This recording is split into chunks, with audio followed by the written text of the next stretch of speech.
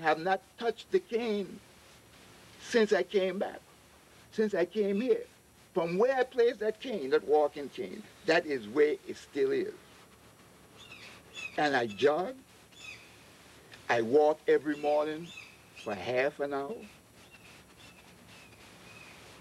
Yes, this center and this Dr. Sebi, whether you like him or not.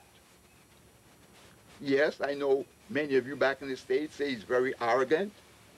I say, yes, Dr. Sebi, you have a right to be arrogant.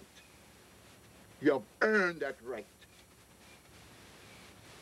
If they, the medical profession, could accomplish what I have seen here that you have accomplished, they will be more than arrogant. And for you to share your love, your knowledge, your expertise with your people, and they ignore you. They speak negative of you because they don't understand from the history of the place of your origin, from where you were born. Here in Honduras, people are arrogant. All of us. It is not mean that they're bad. It simply means that they have been freed so long that they don't have to go around what we call in the United States pussyfooting. Well, you know, the white men wouldn't let us do this or that. No, they say if I'm going to do it, I'm going to do it. So coming from that kind of background and coming into an American setting where we always have to be conscious of the Caucasian and his or her power, make him seem abrasive to us.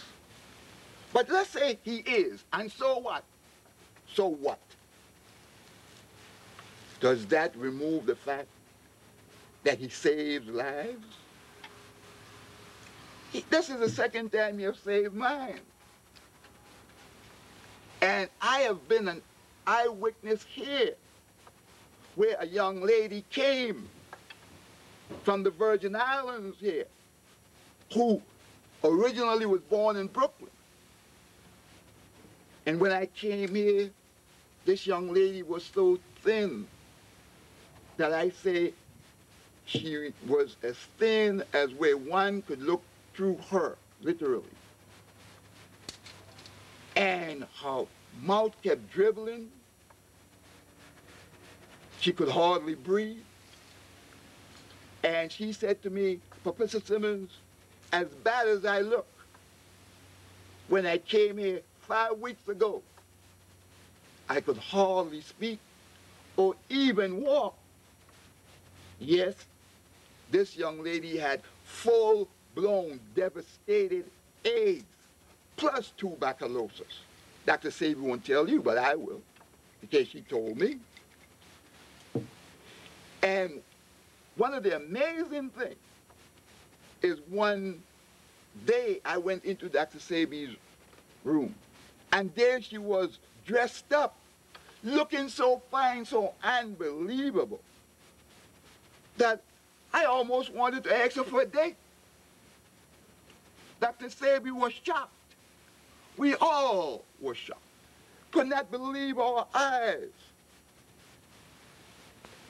The morning before she left to go back to the islands, after being here about 6 weeks, I got up to take my usual walk about 6:30 that morning. And as I opened the door, there she was, almost right in front of my door. So I said, oh, I see you're taking an early stroll. She said, no. She said, I've been up since 4 o'clock walking. Could you imagine, do you know, 4 o'clock in the morning and I seen her at 6:30? That is 2.5 hours for someone who could not even walk or hardly talk or breathe when they got here.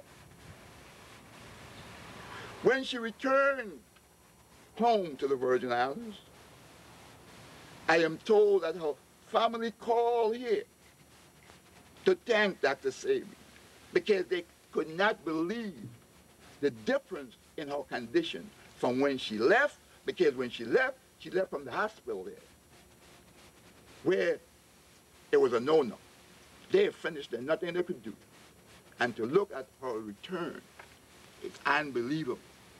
Since I've been here, I have seen people from all over Central America. From Mexico, I saw a school teacher. I saw a millionaire from Puerto Rico, all coming here with HIV to be treated. And yet still back in the United States, we're going to permit the medical profession to still tell us that there's no solution, no cure for AIDS, when Dr. Sebi and Usha has been doing it here routinely, like it's a regular disease. Do you know that it is said by the people who come here for treatment that the best kept secret in the world is the knowledge of this place? But I, Professor Simmons, have dedicated myself and made a commitment for an endless struggle, an endless part of my life, to assist Dr. Sebi and Usha, wherever they might be, to help save our people's lives.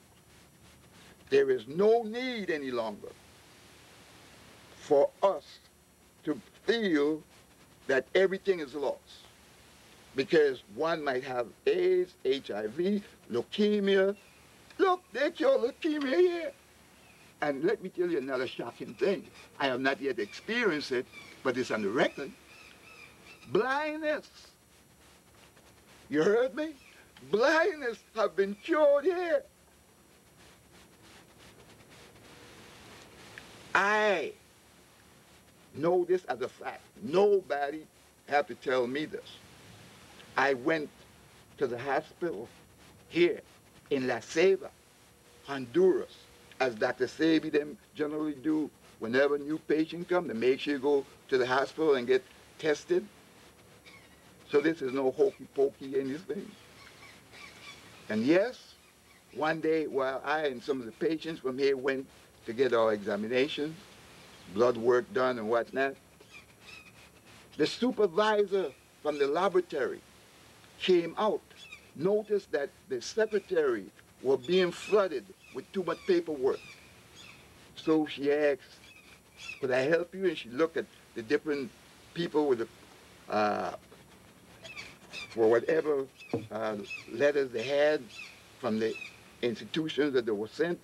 And once she saw the letterhead of Usha, she said voluntarily, without anyone soliciting information from her, you know, there was a lady that came here that was HIV positive, that was at that place. She came back a year later and she was HIV negative. All of us from Usha, patients who had went that day to get blood work done, even those that had HIV felt so relieved to know that it's a fact that not only did some of them who speak Spanish, who have seen Dr. Sebi on the Spanish television channels, speaking about him curing AIDS, now they felt relaxed and reassured